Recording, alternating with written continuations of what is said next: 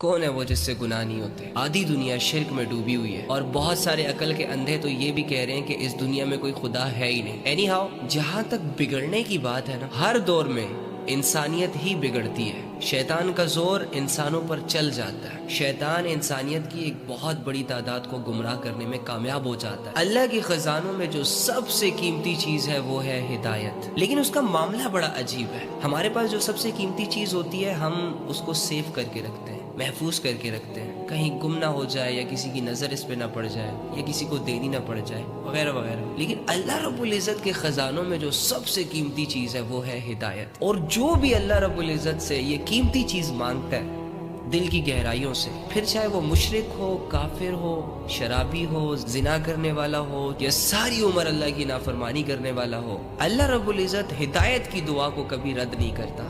ایک مشرک اگر شرک کرتے کرتے اللہ رب العزت سے ہدایت مانگ لے، شرط یہ ہے کہ وہ دل سے مانگی گئی ہو، وہ تیار ہو اللہ کی بندگی کے لیے، تو اللہ رب العزت نے یہ نہیں دیکھنا کہ اس نے 70-80 سال شرک کیا، کیونکہ شرک کے بارے میں آتا ہے کہ اللہ رب العزت کو سب سے زیادہ جو غصہ آتا ہے وہ شرک پہ آتا ہے، کہ انسان کھائے بھی اللہ کا، پیے بھی اللہ کا، پہنے بھی اللہ کا، رہے بھی اللہ کی زمین پر، اور پیدا بھی اسے اللہ کرے، رشتے بھی اسے اللہ دے، اس کے باوجود جب کوئی انسان اپنے رب کے ساتھ شرک کا معاملہ کرتا ہے تو ڈیفینیٹلی اللہ رب العزت کو غصہ آتا ہے اس بات پہ۔ لیکن دوسری جانب دیکھیں کہ اگر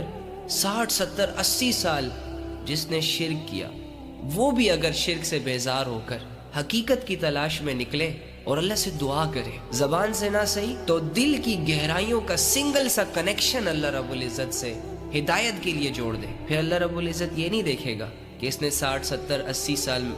مجھ سے شرک کیا، اللہ رب العزت اسے بھی ہدایت دیں گے۔ مرنے سے اگر کوئی 2 دن پہلے پکی سچی توبہ کر لے، اپنی زندگی پہ تھوڑا سا غور کر لے، تو اللہ رب العزت اس کی پچھلی زندگی کا بالکل اس سے نہیں پوچھیں گے، اسے بھی ہدایت عطا فرمائے گا۔ تو آپ لوگ تو مسلمان ہو اللہ کے بندو،